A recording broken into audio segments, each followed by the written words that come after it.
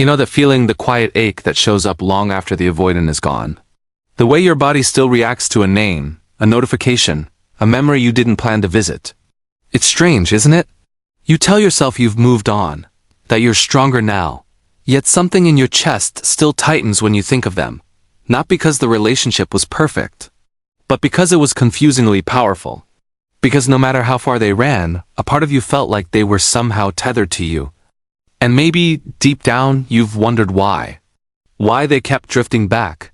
Why their silence never felt like a clean ending. Why their presence, no matter how inconsistent, lingered in your nervous system like a ghost you didn't ask for. There's a reason for that, a reason that doesn't make you weak or dramatic. A reason rooted in psychology, in attachment, and in a kind of imprinting that's far older than your relationship. And to understand it, you have to look at something deceptively small. A baby monkey clinging to a cloth mother. In the 1950s, Harry Harlow ran a series of experiments that shocked the world.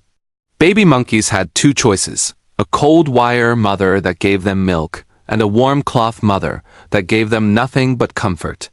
When they were hungry, they went to the wire. But the second their stomachs were full, they ran back to the cloth mother and held on for hours. When frightened, they didn't seek food. They sought softness. Safety, a body that felt like home. That experiment revealed something most people still misunderstand. Attachment isn't driven by survival. It's driven by soothing, by safety, by the presence of someone whose energy regulates yours. And avoidants, those people who insist they're fine on their own, who say they don't need anyone, are wired exactly the same way. They don't look like that baby monkey. They don't show fear. They show independence, distance, logic, control. But beneath all that, their nervous system is constantly scanning the world like a phone searching for a stable Wi-Fi signal. Most people they meet flicker, too reactive, too anxious, too demanding, too unpredictable. But every once in a while they stumble into someone different. Someone whose emotional rhythm feels like steady ground. Someone who doesn't chase but doesn't disappear. Someone warm without pressure, present without expectation, soft without collapsing themselves. Someone whose nervous system feels safe.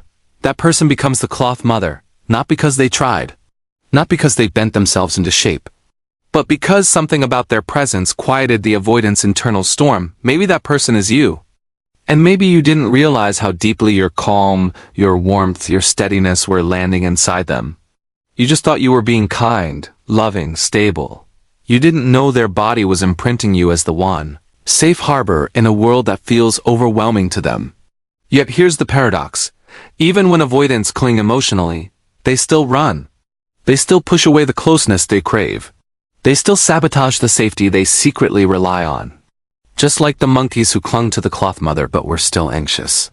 Still distressed, still developmentally stuck. Avoidants hold two truths at the same time. I need this connection, and I can't survive being this close. And this is where your pain often begins. Because you start to interpret their running as a reflection of your worth. You wonder what you did wrong. You try harder. You soften more. You give them even greater patience, more space, more warmth, hoping that this time they'll stay. Without noticing it, you become the tugboat. The one rowing into their storm. The one chasing the ship that keeps drifting away. The one trying to rescue someone who isn't ready to be rescued. And the irony is, the more you row, the farther they sail. Not because you're too much, but because any pressure ignites every alarm in their nervous system. So you lose yourself without even realizing it. You wait for their texts. You wait for their clarity. You wait for their healing. You wait for the moment they finally see your value. And while you're waiting, you start shrinking. You become smaller, quieter, more careful, more accommodating, trying not to scare them away. But here's the truth most people never hear. Avoidants don't stay with the person who tries the hardest. They stay tethered to the person who stands the strongest. The lighthouse. The one who isn't rowing out into the waves, but shining steadily from the shore. The one who doesn't beg, doesn't chase, doesn't collapse. The one whose calm becomes a signal in the dark. A signal the avoidant keeps returning to, not because they were pulled, but because they navigated back on their own. And this is the awakening moment. If you became their cloth mother, it wasn't because you weren't enough. It was because you were enough. Enough safety, enough calm, enough warmth. But being a source of comfort doesn't mean you were meant to be their cage, or their anchor. or the person who holds the entire relationship together with your emotional labor. At some point, the question stops being, why do they keep coming back? The real question becomes, why do you keep giving them a place to return to? Because this bond, the cloth mother bond, cuts both ways. Yes, their nervous system imprinted on you. But somewhere along the way, yours imprinted on them too. On the intensity, the yearning, the almost connection, the promise hidden under their distance. You weren't just loving them, you were trying to heal something inside yourself through them. Maybe the part that believes love must be earned. Maybe the part that feels responsible for other people's storms. Maybe the part that confuses longing with meaning. And when you see that clearly, when you really let it sink in, the entire story shifts. And here's the part no one warns you about. When someone has lived their entire life running from closeness, they mistake healthy love for danger. So the moment you offer steadiness, they feel exposed. And instead of leaning in, they retreat into the familiar safety of isolation. But what hurts you the most isn't the withdrawal itself. It's the confusion. Because minutes ago it felt real. Their eyes softened.